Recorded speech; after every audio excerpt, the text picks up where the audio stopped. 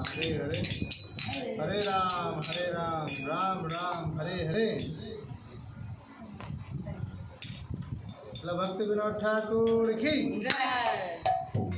श्री राधा श्याम सुंदर की, अनंत कोटि वैष्णव वृंद की, हिताय गौर स्थान।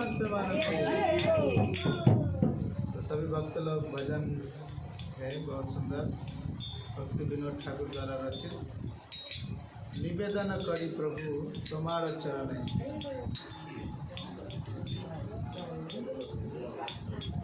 उसमें उतना में नहीं। 127 पेज।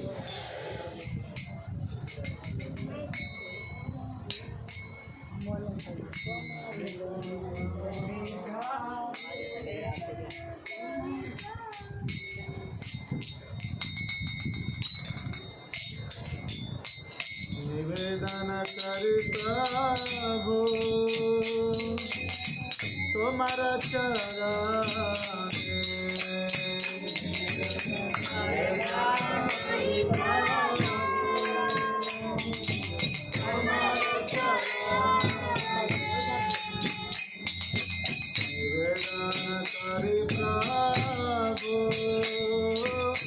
तुम्हारा चरण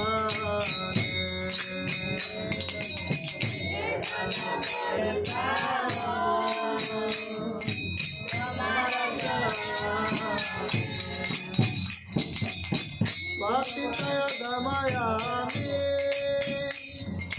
ज्ञान त्रिभुवने, पातितय दमयामि ज्ञान त्रिभुवने, अमक्षम पापिनाहि जगत भितानि,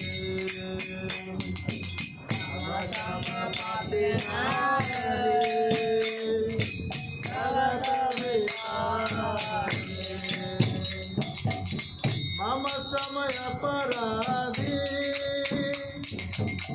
नाही क संसारे, समय अपराधी नाही क संसारे, सब पापयारा अपराध सब पापयारा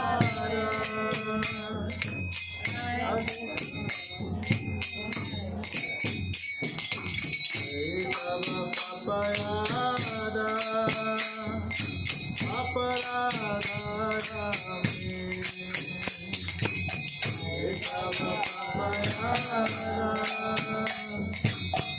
अपराध सब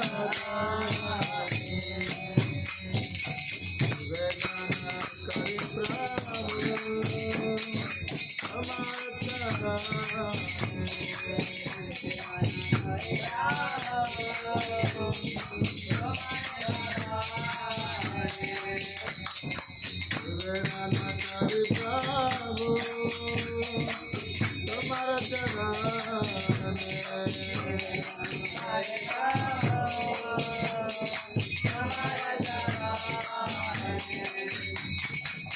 जय सब पापयारा अपराधायामि, जय सब पापयारा अपराधायामि, हरि हरि पाइला जा अब जान तुम्हें, हरि हरि पाइला जा अब जाना तुम्हें बिना करायामे लाइबा शरणा, तुम्हें बिना करायामे लाइबा शरणा, तुम्हें सर्वेश्वर सारा राजेंद्र नंदना,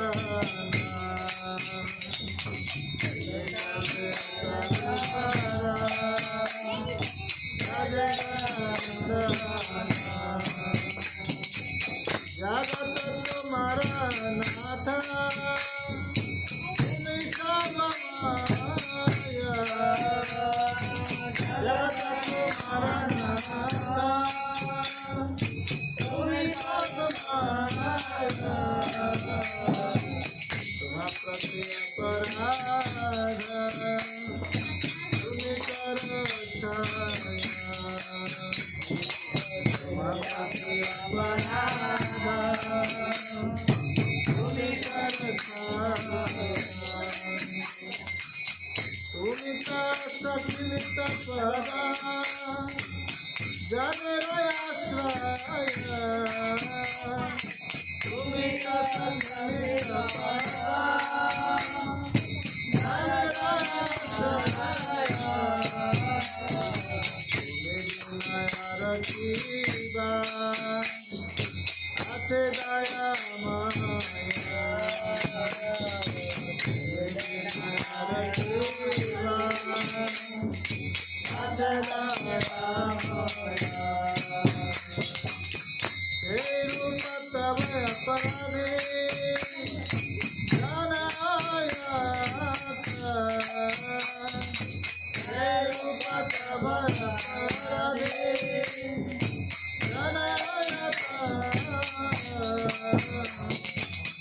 তোমার শরণাগত আই বেসতা তোমার শরণাগত আই বেসতা ভক্তি বিনোদয়ে আইয়া সারানা भक्ति विनोदये आया सराहना प्रिया पदे करे आज आत्मसमर्पण प्रिया पदे करे आज आत्मसमर्पण Hare Krishna Krishna Krishna Hare Hare Hare Rama Rama Rama Hare Hare Hare Krishna Krishna Krishna Hare Hare Hare Rama Hare Rama Rama Rama Hare Hare Hare Krishna Krishna Krishna Hare Hare Hare Rama Rama Rama Hare Hare Hare Krishna Hare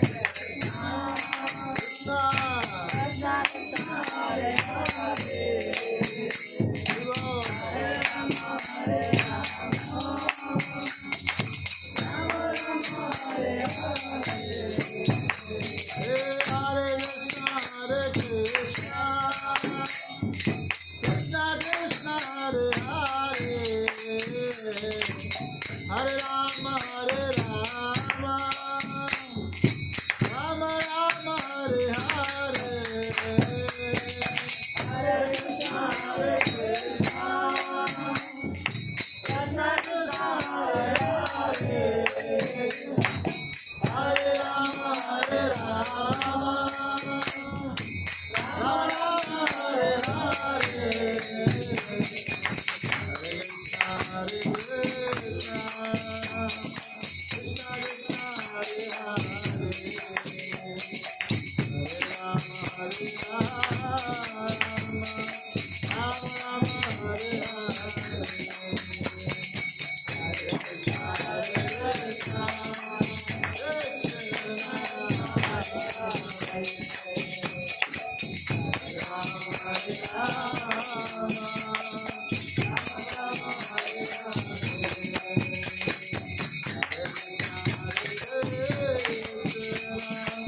Krishna Krishna Hare Rama Hare Rama Hare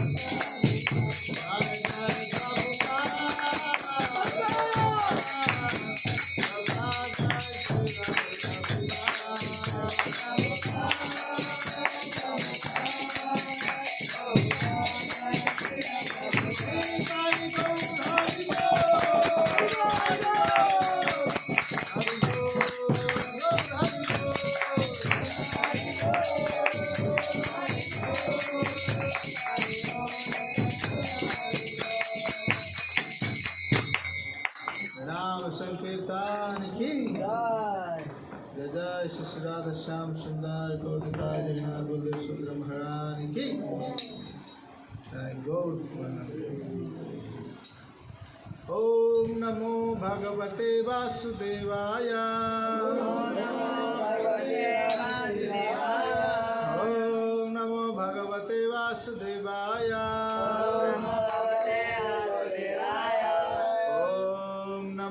भगवते वासुदेवाय। नारायणं नमस्कृत्य नरं चैव नरोत्तमं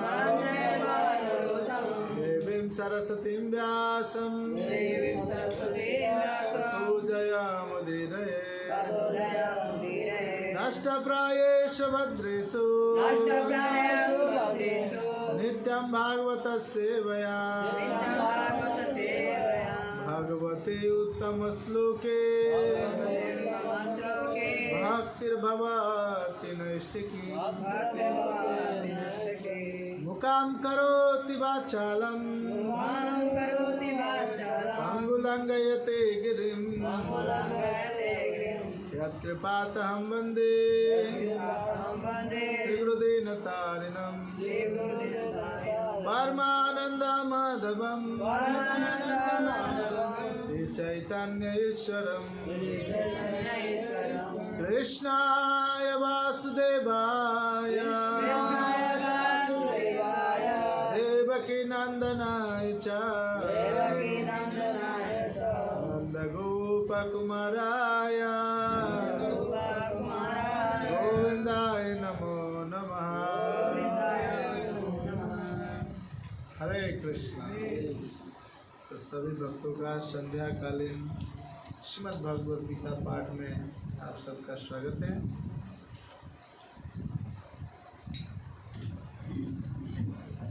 इस भजन का इस प्रकार से अर्थ है। निवेदन करी प्रभु तुम्हार चरणे अधम पतितामी जान त्रिभुवने। कि हे प्रभु, मेरा आपके चरण कमलों में यह विनम्र निवेदन है। मैं सबसे अधम पतित हूँ तथा तीनों भुवनों के निवासी इस बात से विज्ञ हैं। आवश्यम पाप नहीं जगत भितरे, मम सम अपराधी नहीं संसारे। इस संपूर्ण पृथ्वी पर मेरे समान पापी अन्य कोई नहीं है। संपूर्ण संसार में मेरे समान अपराधी कोई भी नहीं है। तो इस भजन में बहुत सुंदर भक्ति विनोद ठाकुर लिखते हैं कि एक कहावत है, मान्यता भी है कि जिस पेड़ में फल लदे होते हैं, जो फलवान पेड़ है वो पेड़ झुक जाता है, अपने आप को निम्न मानता है। उसी प्रकार से जिस व्यक्ति में गुण भरे होते हैं, गुणवान होते हैं, वो भी झुक जाते हैं, अपने को जो है सो बहुत नीचा मानते हैं, अपने आप को तुच्छ मानते हैं। केवल भगवान के भजन में ही मन लगाते हैं। जो व्यर्थ के कार्य है उसमें अपना कोई योगदान नहीं देते, मतलब व्यर्थ का समय नहीं गवाते। तो भक्ति विनोद ठाकुर यहाँ पर, भक्ति विनोद ठाकुर बहुत ही उच्च अपने समय के सबसे बड़े व्यक्तित्व, आध्यात्मिक रूप से भी भौतिक रूप से भी थे। आध्यात्मिक ज्ञान था उनके पास, बहुत ज़्यादा शास्त्रों का अध्ययन करते थे। और वहाँ के मैजिस्ट्रेट थे जिनका लोहा अंग्रेजी शासक के लोग भी मानते थे। अंग्रेजी शासन था उस समय, और आज तक इतिहास में ऐसा कोई नहीं हुआ जिनके सामने में अंग्रेज झुकते थे। यहाँ तक कि महात्मा गांधी भी थे तो अंग्रेज नहीं झुकते थे उससे। वो फाइट होता था, जेल में पकड़ के रखते थे। लेकिन भक्ति विनोद ठाकुर एक ऐसे व्यक्तित्व थे जिनके लिए उनके घर से उनके ऑफिस तक के लिए ट्रेन का पटरी बिछाया गया, ट्रेन चलाया गया। बोले भक्ति विनोद ठाकुर, आपके सामर्थ्य, आपके ज्ञान का कौशल और आपके जो वैभव है, जो ज्ञान है आपके पास शास्त्र का, उसके फलस्वरूप आप रोज 100 केस सॉल्व करते हैं। तो सोचिए, अगर आपके जैसा व्यक्ति अगर हमारे पास नहीं रहेंगे, इस ऑफिस में नहीं रहेंगे, तो कितने केसेस पेंडिंग हो जाएंगे, कितने केसेस जो है सो लोगों को न्याय नहीं मिल पाएगा। तो आपका रहना ज़रूरी है। एक्चुअली भक्ति विनोद ठाकुर चाहते थे कि बहुत समय हो गया, अब सरकार का कार्य नहीं करना है, अब भगवान के कार्य करने हैं, अब अपना जीवन भगवान के कार्य में लगाना है। इसलिए उन्होंने अंग्रेजी शासक को बोला कि अब मुझे निवृत्ति दीजिए अपने इस कार्यों से, आप किसी और को बहाल कीजिए। अब हम अपना सारा समय भगवान के अध्ययन, अध्यापन और जगहों को खोजने में, चैतन्य महाप्रभु का जो संकीर्तन मिशन है उसे पूर्ण करने में लगाएंगे। तो बोले कि ऐसा क्यों करना चाहते हैं आप? ऑफिस में 2-4 घंटे 5 घंटे तो बिताने हैं, बाद बाकी समय तो आपके पास है, उस समय में अध्ययन अध्यापन कीजिए। तो बोले आने जाने में बहुत समय लग जाता है, बहुत समय व्यर्थ चला जाता है, हम कुछ कर नहीं पाते हैं, भजन भी ठीक से नहीं हो पाता। बोले ठीक है, आपके लिए हम आपके घर से फर्स्ट क्लास रेल के बॉगीज का व्यवस्था करते हैं ऑफिस तक के लिए। आप आराम से बैठ के उधर शास्त्रों का अध्ययन करते हुए जो भी 1 घंटे लगते हैं आपको ऑफिस में आने के लिए, उसका उपयोग कर सकते हैं।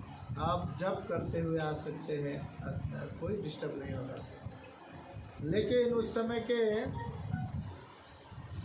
जो रेलवे लाइन थी, बिछाए गए थे, वो जगह जगह पटरी स्टेशन होते थे, तो रुकती थी ट्रेनें और उसमें सभी गांव वाले लोग चढ़ जाते थे। उनके एक पर्सनल बग्गी में भी वो चढ़ जाते थे। अब वो किसी को मना भी नहीं करते थे। और आजकल का मजिस्ट्रेट का तो बहुत सिक्योरिटीज़ गार्ड वगैरह होता है, वो उतना कुछ रखते भी नहीं थे सिक्योरिटीज़, तो सभी लोग बढ़ जाते थे, वो भी एक कोना में दुबक के बैठते। अरे तो ये तो सब भगवान के सेवक हैं, इनसे क्या कहना और इनसे कैसा बैर। इस प्रकार से कुछ दिनों तक सरकार की व्यवस्था से चले, लेकिन बाद में पुनः फिर भक्तिविनोद ठाकुर जॉब से निवृत्त होकर के और महाप्रभु के मिशन में लग गए। चैतन्य महाप्रभु ने जो भविष्यवाणी किया था, पृथ्वी आछे जत नगर आदि ग्राम सर्वत्र प्रचार हुए मोर नाम, तो उनके मिशन में उन्होंने गौड़ीय मठों की स्थापना करना शुरू किए।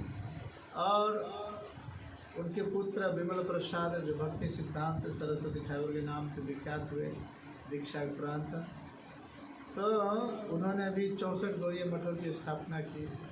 मायापुर धाम में भक्तिविनोद ठाकुर का बनाया हुआ पहला जो योग पीठ है, जहाँ चैतन्य महाप्रभु का जन्म स्थल है, उन्होंने भक्तिविनोद ठाकुर ने बनाया था। और उस समय में सबसे 1 ही रुपये लेते थे। तो किसी किसी को जो रिलेटिव्स होते हैं, संबंधीगण, तो वो लोग बोलते थे, भक्तिविनोद ठाकुर आप क्या कर रहे हैं, आप बड़े मजिस्ट्रेट थे, है ना, आप मजिस्ट्रेट है, इतने बड़े व्यक्तित्व होने के बाद भी आप भिक्षा मांगते होते हैं। अरे आप मुझसे बोलिए, मैं आपको एक साथ में सारे मंदिर बनाने का खर्च दे देता हूँ। तो वो बहुत गुस्सा होते थे, कहते थे तुम हजारों लोगों का सेवा छीन रहे हो, तुम्हें पता नहीं, अगर मैं चाहूँ तो मैं ऐसे हजारों मंदिर बना सकता हूँ। एक बार अंग्रेज शासक को बोलूँ कि मुझे ये बनाना है, तो कोई मना नहीं करेंगे, मुझे फंड देंगे। लेकिन ये बनाने के बाद क्या होगा, लोगों का हृदय उस मंदिर से नहीं रहेगा। तो कहते थे वहीं के लोगों के दिए हुए धन को एकत्रित करके मैं बनाऊंगा, ताकि लोग बोलेंगे ये मेरा मंदिर है, और उसमें वो आएंगे, अपने आराध्य देव का दर्शन करेंगे। नहीं तो लोग बोलेंगे ये तो अंग्रेज का मंदिर है, ये भक्तिविनोद ठाकुर का मंदिर है। या फिर मेरे जो पुत्रगण होंगे वो आके कहेंगे ये मेरे बाप ने बनाया है, इस पर मेरा अधिकार है। तो ये मैं नहीं चाहता। इस प्रकार से भक्तिविनोद ठाकुर का सोच था। और उन्होंने सभी से 1 ही रुपये लिए, जो 1 लाख भी देने वाला था उससे भी 1 ही रुपये लिए, और एक रुपये जोड़ करके उन्होंने वो योग पीठ बना दिए। और इसके बाद भक्तिविनोद ठाकुर जो है सो पुनः उसी मिशन को आगे बढ़ाएं और 64 गौड़ीय मठों की स्थापना की। तो इतने बड़े व्यक्ति क्या कह रहे हैं, आमसम पापी नहीं जगत भीतर। आजकल के लोग को बोले कि तुमने ये पाप किए हो, तो मानने के लिए तैयार नहीं हो। क्यों? अपने आप में घमंड में चूर होते हैं कि मैं इतना बड़ा व्यक्तित्व हूँ, इतना बड़ा लोग हूँ, मैं कैसे पापी हो सकता हूँ। अपने पाप को अगर छुपाना पड़े कुछ रुपये पैसे खर्चा करके, तो भी लोग नहीं बताना चाहते। भगवान के सामने भी एकदम लगता है पूरा घमंड से भर के आते हैं। और कुछ डोनेशन देते हैं, दान करते हैं, तो उन्हें लगता है कि हम दानी हैं और भगवान बिगाड़ेंगे ऐसे भाव में आते हैं। लेकिन भाव कैसा होना चाहिए, हे कृष्ण, हे प्रभु, हम आपके चरणों में निवेदन कर रहे हैं कि पतिता अधम आमी जाने त्रिभुवन, मैं बहुत पतित हूँ, अधम हूँ, सभी त्रिभुवन में सबको पता है। आमसम पापी नहीं जगत भीतरे, इस जगत के अंदर में और मेरे जैसा कोई पापी नहीं है, सबसे बड़ा पापी हूँ मैं। मम सम अपराधी नहीं संसारे, मेरे जैसा अपराधी कोई संसार में नहीं। सही सब पाप अपराध, और इससे भी बड़े बड़े पाप किए हैं हमने। परिहारे पाई लज्जा सब जानत तुम्हें, और इसके कारण मैं बहुत लज्जित हूँ, और आप भी जानते हैं इस बात को। तुम्हें बिना कार आमी लैव शरण, तुम्ही सर्वेश्वरेश्वर ब्रजेंद्र, हे सर्वेश्वर ब्रजेंद्र नंदन, आपके सिवा और मैं किसका शरण ग्रहण कर सकता हूँ? हाँ? किसी का नहीं। जगत तुम्हारा नाथन तुम ही सर्वमय। हे जगन्नाथ, ये पूरा जगत आपका ही है, तुम ही सर्वमय, आप ही का है सब कुछ। तुम्हारा प्रति अपराध है, तुम ही करो क्षय। और मैं जानता हूँ कि आपके प्रति किया गया अपराध को आप ही क्षमा कर सकते हैं, दूसरा नहीं कर सकते। तुम्ही तस्लित पद जनेर आश्रय, तुम्ही बिना आर की आछे दयामय। आपके जो पद है वही एक आश्रय का स्थल है, क्योंकि आपके चरण में ही ऋषि मुनिगण, बड़े बड़े देवी देवता सभी लोग इसी चरण की वंदना करते हैं। इसी चरण की वंदना स्वयं ब्रह्मा विष्णु महेश सभी करते हैं। और इन्हीं के चरण आश्रय को लेने के लिए बड़े बड़े ऋषि मुनिगण तपस्या करते हैं। बड़े बड़े ब्राह्मण गण, ऋषि महर्षि सप्तर्षि देवर्षि सभी लोग यज्ञ हवन करते हैं, ध्यान धारणा करते हैं, तपस्या करते हैं।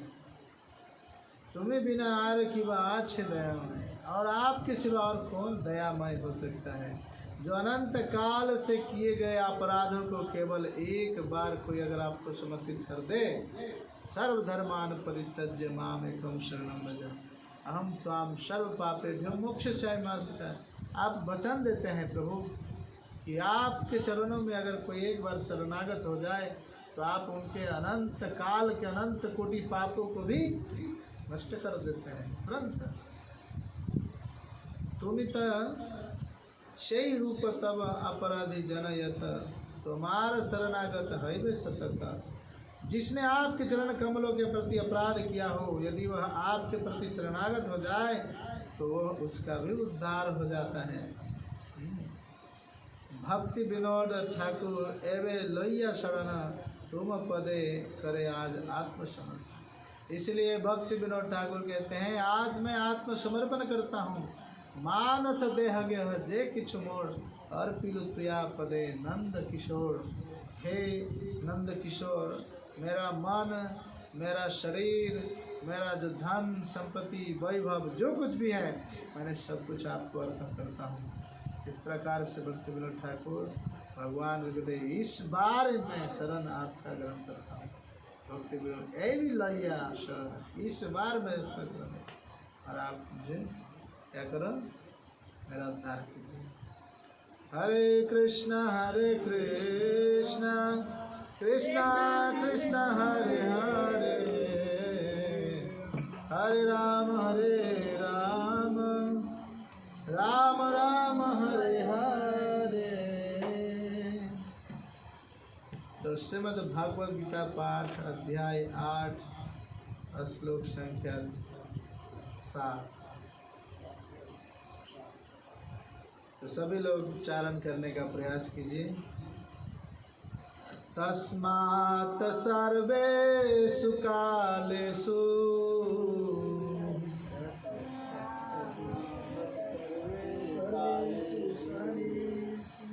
मामन स्मरण युद्ध च, मय्यार्पिता मनोर्बुद्धि, माम एवैष्यस्य संशया।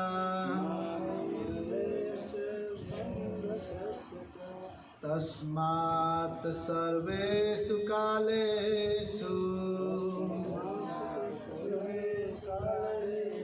माम स्मरण युद्ध च, मयि अर्पिता मनः बुद्धि,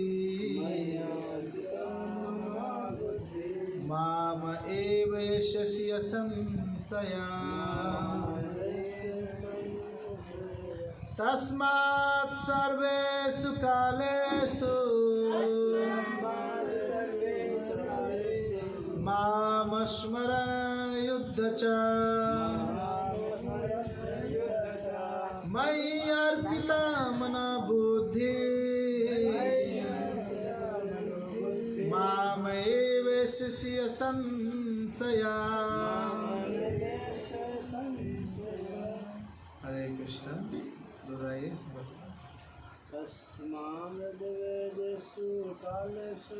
तस्मात् सर्वेषु कालेषु माम् अनुस्मरण युद्ध च मय्यार्पिता मनोर्बुद्धि मामेव शशि संशया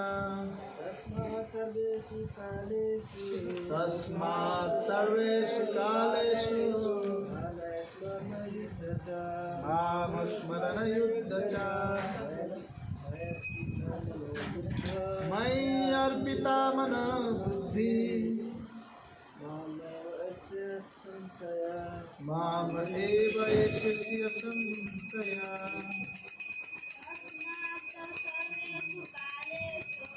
तस्मात् सर्वेषु कालेषु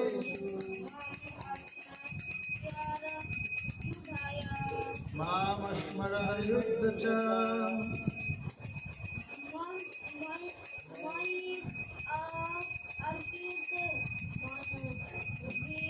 मयि अर्पिता मन बुद्धि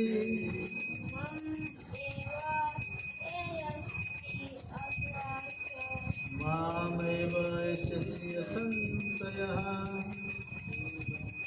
हरे कृष्णा। वर्ड टू वर्ड में तस्मात् अतएव सर्वेषु समस्त कालेषु कालों में माम मुझको अनुस्मरण स्मरण करते रहो। युद्ध करो भी मई मुझ में और पिता शरणागत होकर मन बुद्धि माम मुझको एवं निश्चय ऐसी प्राप्त करोगे असंशय निसंदेह ही। भावार्थ तात्पर्य जगत उसले प्रभुपाद की।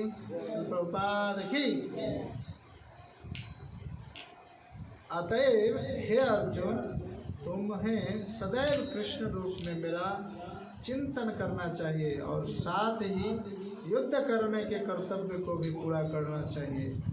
अपने कर्मों को मुझे समर्पित करके तथा अपने मन एवं बुद्धि को मुझ में स्थिर करके तुम निश्चित रूप से मुझे प्राप्त कर सकोगे। हरे कृष्णा। बैठिए।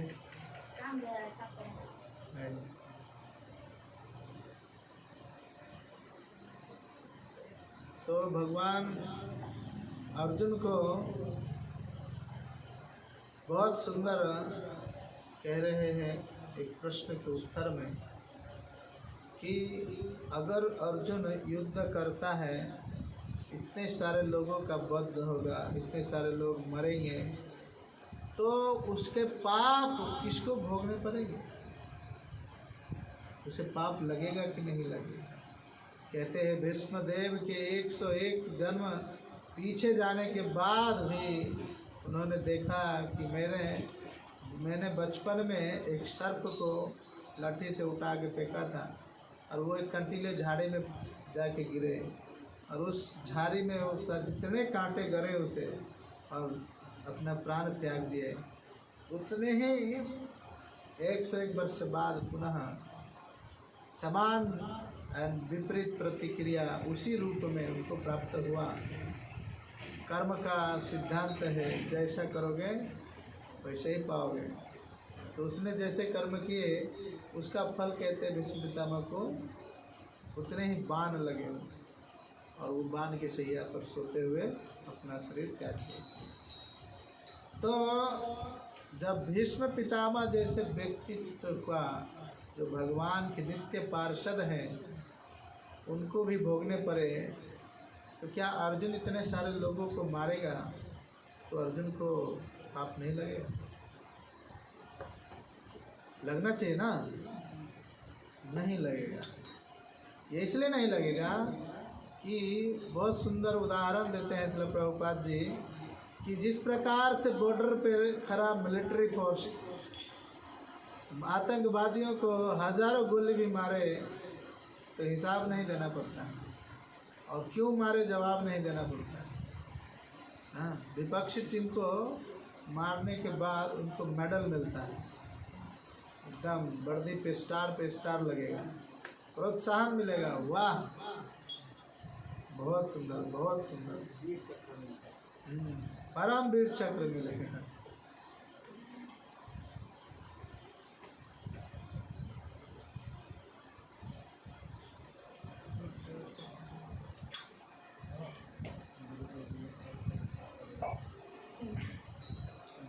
और वही व्यक्ति जो वहाँ पे बहुत सारे गोलियां मारे विपक्षी को तो मेडल्स मिले थे, अगर मनमानी करे अपने घर में आके, गांव में आके कि अरे हम तो वहाँ मारे थे तो हमें तो परमवीर चक्र मिला था, अब यहाँ पे भी मारेंगे, हाँ हमारे जितने भी गांव में दुश्मन लोग हैं सबको मार देंगे तो हमें और भी बड़ा मेडल मिलेगा।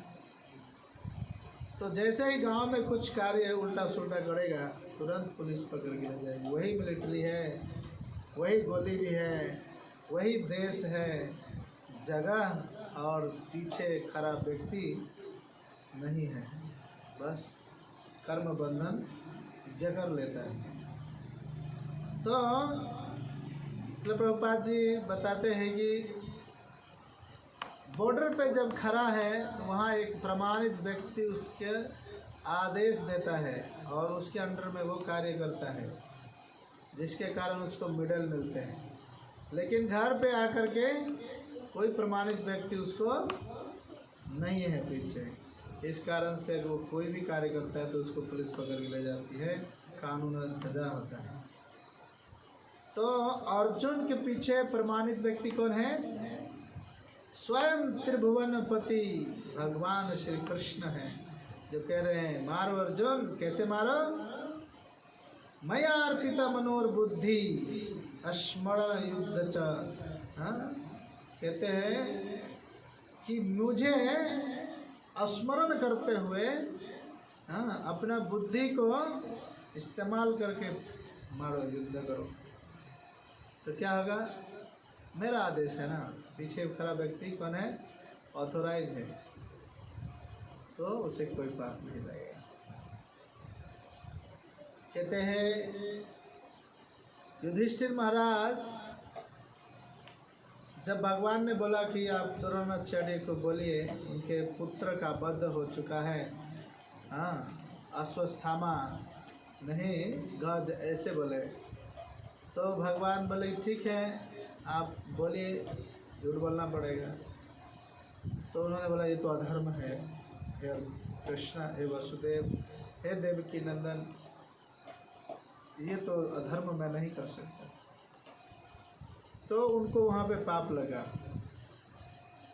वो धर्म के चक्कर में अधर्म कर दिए, क्योंकि बॉर्डर पे खड़ा व्यक्ति अगर बोले अरे ये तो मनुष्य है, इसको कैसे गोली मारेंगे, तब तक पता चलेगा वो गोली मार के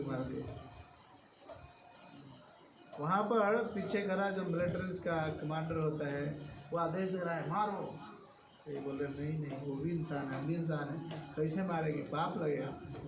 अरे गरीब व्यक्ति, इंसान तो है लेकिन ये इंसान रूप में आतताई है, और आतताई को मारने से पाप नहीं लगता। और मैं आदेश दे रहा हूँ, कानून का जो मैं रखवाला हूँ, मैं आपको आदेश देता हूँ। तो वहाँ पर अगर नहीं मारे तो, बात का उल्लंघन करे तो क्या होगा? तब तो उसको कर्म बंधन लगेंगे।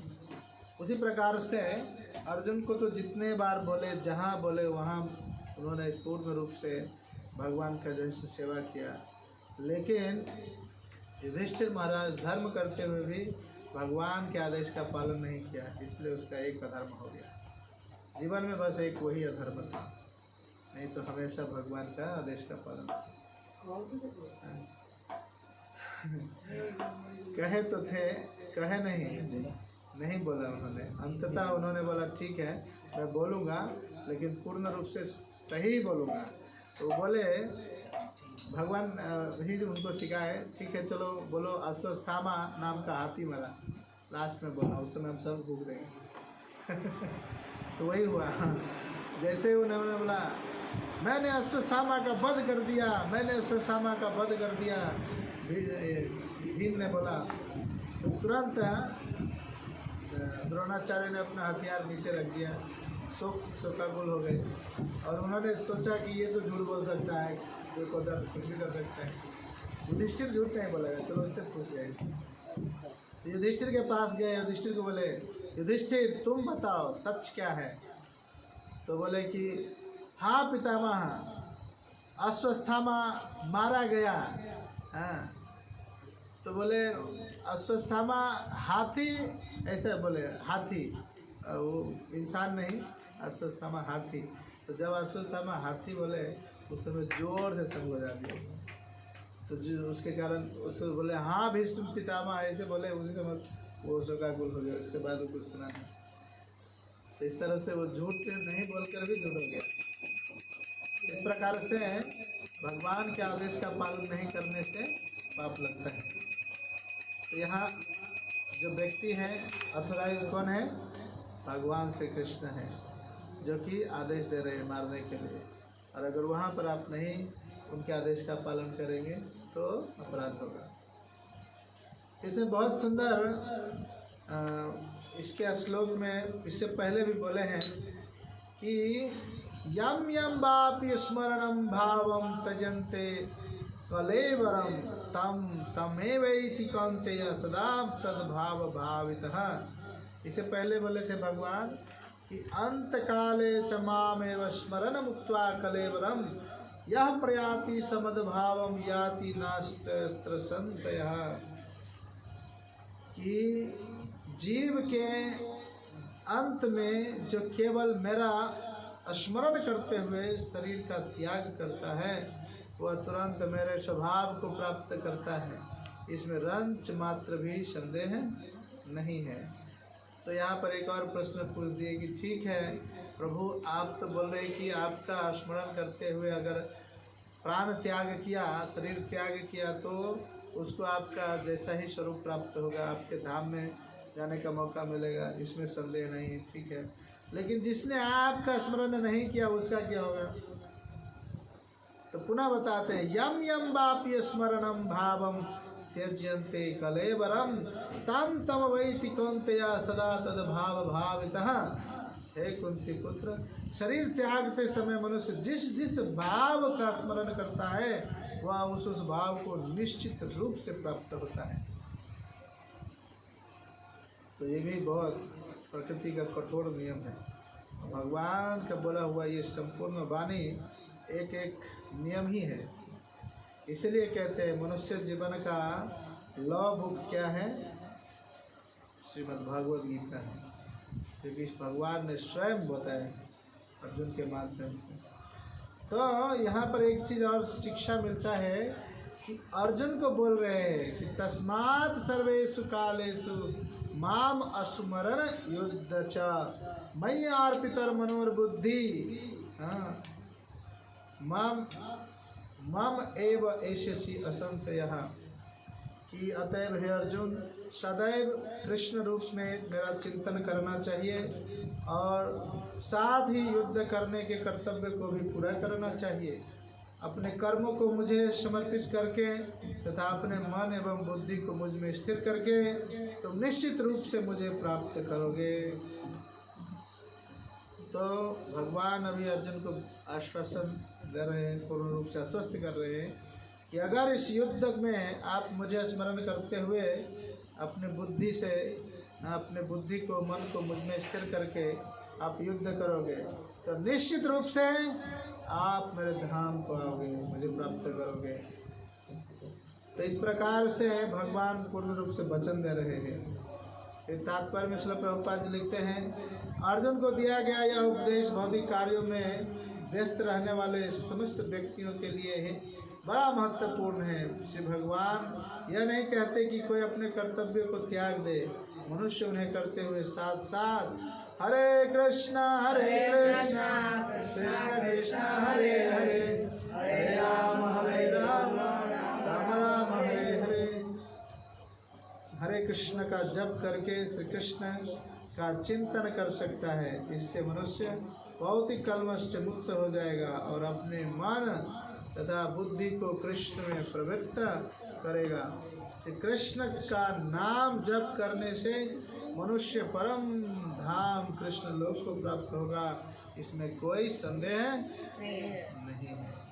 तो ये वास्तव में अर्जुन को तो बता रहे हैं, लेकिन भौतिक संसार के लोगों को भी प्रभुपाद कह रहे हैं अपने तात्पर्य के माध्यम से कि ये केवल अर्जुन के लिए नहीं, ये भौतिक संसार में माया का जो युद्ध है, माया के साथ में युद्ध चलता है सबका।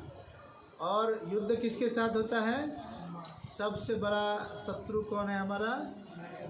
हाँ, मन सबसे बड़ा शत्रु है, जो हमेशा युद्ध में ही समझो खड़ा रहता है।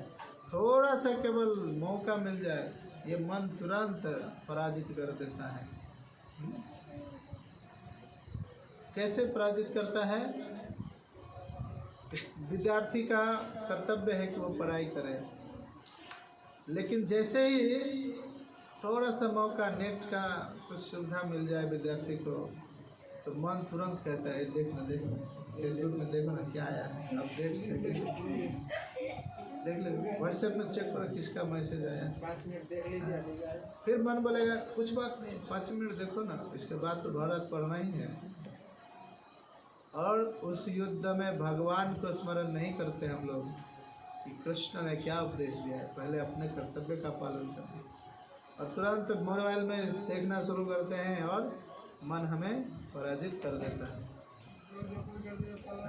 1 देखा, 2 देखा, 3 देखा, देखते चला गया, घंटों बीत गए, पता चला पढ़ाई करना है बहुत सारा, अब वो देख करके नींद भी आ गई। माया देवी का दूसरा हथियार आलस और प्रमाद, ये 2 माया देवी के बहुत बड़े शत्रु, माया देवी बहुत बड़े हथियार है दोनों, राइट हैंड लेफ्ट हैंड। व्यक्ति को गिराने के लिए, व्यक्ति को फ्रस्ट्रेट करने के लिए, मतलब बहुत प्रेशराइज, उसको क्या कहते हैं, डिप्रेशन, ये सब में लाने के लिए ये दोनों बहुत बड़े हथियार हैं। पहले तो कहेगा सुबह में 4:30 बजे उठना है, हर 4:30 बजे 5 मिनट जो उठोगे ना तो भी नहा धो के आ ही जाओगे।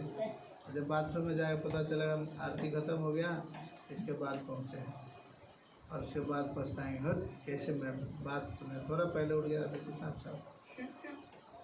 तो माया देवी इस प्रकार से सुलाती है। पहले तो क्या कहेगी, सो जाओ कोई बात नहीं, अरे इतना अच्छा नींद आ रहा, देखो ठंडा ठंडा है, ऐसा भर रात नींद हुआ नहीं, बोल देंगे ना प्रभु जी को, प्रभु जी भर रात मच्छर काटा था, हाँ तो नींद नहीं हुआ, तो अभी ये नींद आ रहा है, तो अभी मच्छर नहीं काट रहा है, उठ जाओ, तो नहीं अभी नहीं काट रहा है, सुबह हो गया ना, मच्छर लोग भी सो गए काटते।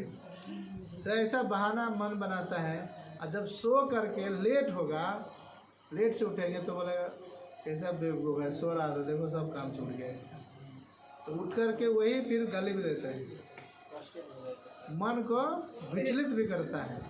इसलिए अभी के समय में अर्जुन का रोल है आत्मा का, हम सभी व्यक्तित्व का रोल है अर्जुन का। मन हमारा शत्रु है और मित्र भी है। तो शत्रु इस रूप में है जब आप उसके कंट्रोल में हो जाते हैं, मित्र इस रूप में है कि जब आप उसको कंट्रोल करते हैं, हाँ, उसको भगवान की सेवा में लगाते हैं। प्रभुपाद जी बताते हैं कि ये एक ही रूप में कंट्रोल में आएगा, इसको हमेशा भगवान की सेवा में लगाते हैं।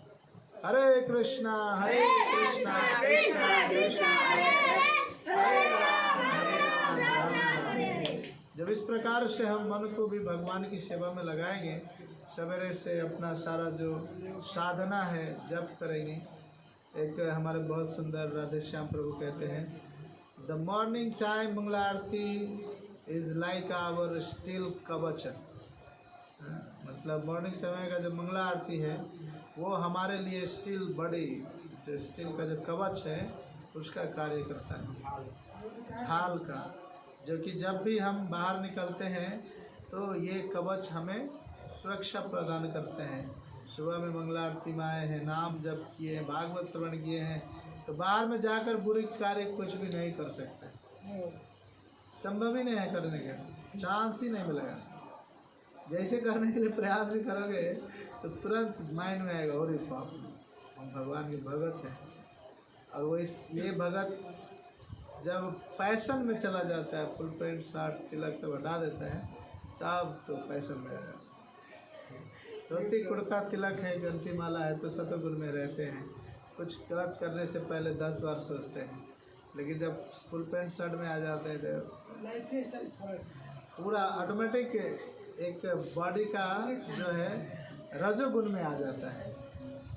और फिर रजोगुण से तमोगुण में जाने के लिए ज़्यादा समय नहीं लगता है। इसीलिए प्रभुपाद जी विदेशी भक्तों को भी, उनके पास क्या नहीं, आपसे भी बड़ा ब्रांडेड टी शर्ट है, ब्रांडेड पैंट है, जीन्स है, सब कुछ रहता है, लेकिन उनको अभी अलाउ नहीं किया। बोलते this type of clothes only growing passionate, है ना, इंक्रीज पैशन इंक्रीज करता है, मतलब रजोगुण को बढ़ावा देता है ऐसे ड्रेसअप। देखेंगे जब आप अच्छे शर्ट पैंट पहन लीजिए तो ऑटोमेटिक हाथ चला जाएगा थोड़ा, कुछ नहीं है, ठीक है सब कुछ, फिर भी ऐसे ऐसे करेंगे, लगता है जैसे कितना होता है। मतलब ये ऑटोमेटिक शरीर में फीलिंग आता है रजोगुण का। तो धोती कुर्ता पहनो, देखो सुबह सुबह आधा पहनता आधा नहीं पहनता, दौड़ता है मंदिर में, कहाँ ऐसे ऐसे सर आता है। सब ठीक है, तो खुल जाता है तो भी टेंशन नहीं है, पहन लेते धड़क से। तो इस प्रकार से बहुत ही तो बोल रहे हैं कि अपने मन को कहाँ लगाना है, भौतिक संसार के सारे कार्य करने हैं, जो एक जीवन यापन के लिए जरूरी है, तो उतने कार्यों को करना है। लेकिन कैसे करना है, भगवान को स्मरण करते हुए करते। माम स्मरण युद्ध च भगवान बोलते हैं कि युद्ध करो, तुम्हारा कर्तव्य है, तुम क्षत्रिय हो, नहीं युद्ध करोगे तो क्या करोगे, भिक्षाटन करके खाओगे, नहीं कर सकते। क्षत्रिय धर्म का पालन नहीं हुआ, फिर तो आपको लोग कहेंगे जहाँ जाओगे भिक्षाटन करने के लिए, बोले कि एक कायर अर्जुन आ गया, हाँ, युद्ध छोड़ के आ गया, अपने भाइयों को छोड़ दिया, हाँ, मरने के लिए। ऐसा कायर को तो नहीं देना चाहिए। तो उस समय में आपका जो क्षत्रिय गुण है, तुरंत धनुष बाण उठाओगे, उसको ही दे दोगे। बोलेगा अर्जुन मुझे कायर बोलते हो। क्षत्रिय जो होते हैं बड़ा पैशनेट होते हैं, रजोगुण में हमेशा रहे। वो अगर ब्राह्मण बन गए तो फिर परशुराम ही होगा। वो देखना नहीं चाहेंगे। परशुराम जी कितने क्षत्रिय राजाओं को 27 बार जो है सो पृथ्वी से खाली कर, ब्राह्मणों के क्षत्रिय बने। वो ब्राह्मण थे लेकिन क्षत्रिय गुण से संपन्न थे, तो इसलिए उस समय में वास्तव में बहुत परशुराम अवतार है भगवान के, उन्होंने वो अवतार ही लिया था इसी के लिए, क्योंकि क्षत्रियों का बहुत आतताई बढ़ गया था, पाप कार्य में सब प्रवृत्त हो चुके थे, धर्म कार्य नहीं करते थे, अधर्म बढ़ गए थे। इस कारण से जो है सो परशुराम जी आए थे और फिर वही सब हुआ जो होना था। तो इस प्रकार से अपने सारे कर्तव्य को भी पालन करने हैं, साथ में युद्ध भी करने हैं। तो युद्ध कैसे करने हैं हम लोग को, भगवान की सेवा करते हुए मन को विचलित नहीं होने देना है, भगवान की सेवा करना है।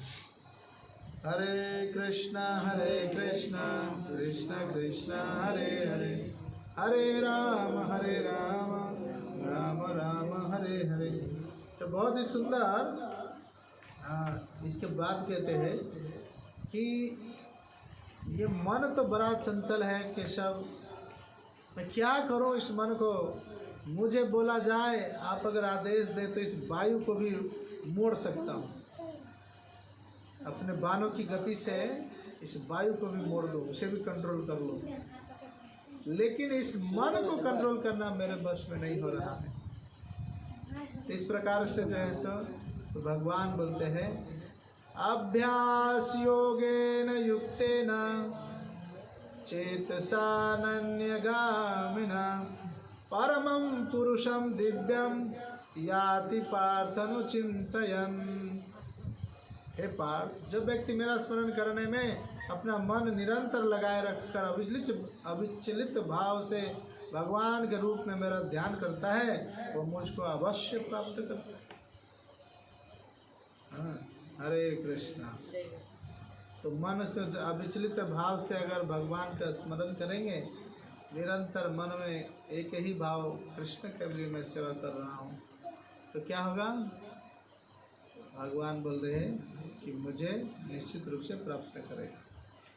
अभी इतने सारे प्राप्त करने के रास्ते भगवान बता रहे हैं, लेकिन फिर भी अगर हमारा मन नहीं लगता तो ये कहे तो आत्महनन ही है।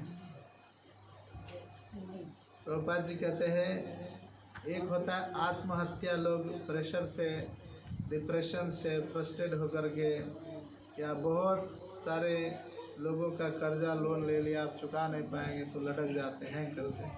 अरे इसको आत्महत्या नहीं करते, इसको तो शरीर हत्या कहते हैं। आत्महत्या है कि अपने शरीर को भगवान की सेवा में नहीं लगाना, आत्महत्या है। क्यों? क्योंकि इससे आत्मा को प्रसन्न नहीं होता है। आत्मा कैसे होते हैं? तो भागवत में कहते हैं, सवाई पुंसाम परो धर्म यदो भक्ति अधोक्षदे। हाँ, और कि जो अधोक्षज भगवान है, सभी व्यक्ति का क्या है? कर्तव्य है कि उनकी सेवा करें। अगर वो कार्य नहीं करते हैं तो फिर आत्महत्या ही है। और अभी के समय में, कलयुग में, सभी व्यक्ति यही आत्महत्या कर रहे हैं, क्योंकि आत्मा को कोई भी भोजन नहीं देते, आत्मा के कल्याण के लिए कोई भी कार्य नहीं करते। मर गया, आत्महत्या कर लिया, तो वो तो भूत पिशाच तो बनेंगे ही ना। उसका समय नहीं पूरा हुआ है तो आत्मा उसका भटकता रहे। अपने आप भगवान की सेवा ले तो आत्महत्या करेंगे। हाँ, एक तरह से प्रभुपाद जी कहते हैं, अपने आत्मा हनन ही है। ठीक है। हरे कृष्णा। तो बहुत सुंदर मौका है, 10 दिन का समय है दशई का। सभी भक्तों को बहुत बहुत शुभकामना है, और शुभकामना इस रूप में है कि सभी लोग ज़्यादा से ज़्यादा भगवान के नाम का जप करें, भगवत गीता का पाठ करें। हमें पता है बहुत पहले जब भी कलशा भरते थे लोग, तो ये 10 दिन रहते थे, कहीं पर भी नहीं हिलते थे।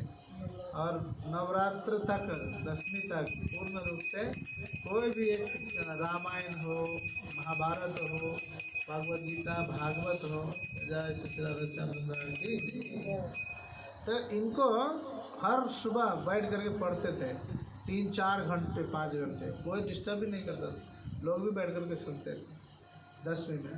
अभी पता नहीं लोग जन्मा लेते हैं, और पता नहीं क्या क्या पढ़ते हैं कि नहीं पढ़ते हैं। उन पढ़ते ही होंगे, जो संस्कार है। मैं खुद एक 9 दिन में भागवत गीता पूरा पाठ खत्म कर देता था। हाँ, पूरा गीता जो है सो पढ़ देता था।